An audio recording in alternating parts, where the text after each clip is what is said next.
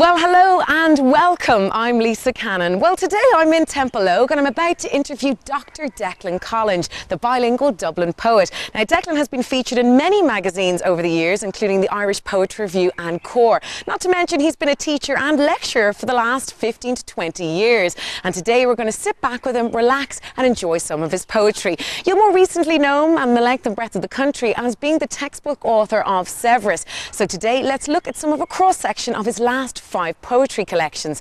So all you have to do is sit back, relax and enjoy the time with us.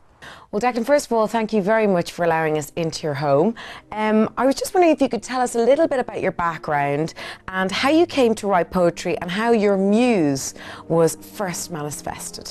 Well, Lisa, I came from a very bookish family to the extent that my father was a very, very well-read man and he spoke a number of languages. So from a very early age I would have been asking him question upon question. I tormented the man with questions.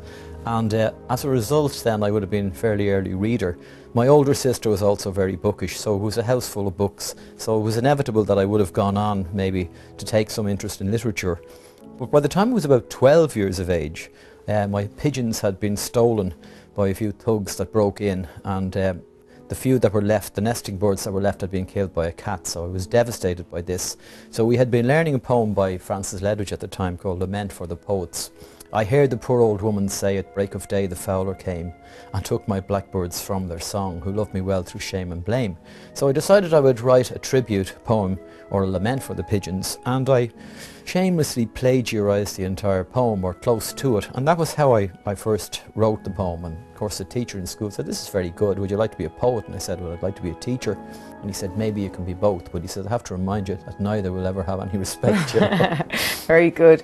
Well, now you mentioned the Thomas Kinsella in your poem Strange Hut, and maybe you'd like to clarify this really unusual title, and then if you wouldn't mind just reading the poem for us, that'd be great.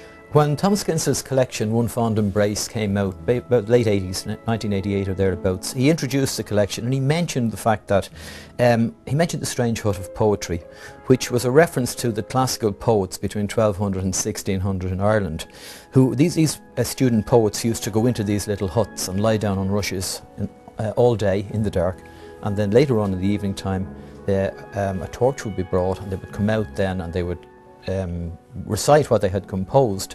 So I thought that was a very ingenious metaphor, because as a kid, when the houses were being built where I lived in Walkinstown, there was a watchman's hut where the watchman used to keep an eye on the building material by night.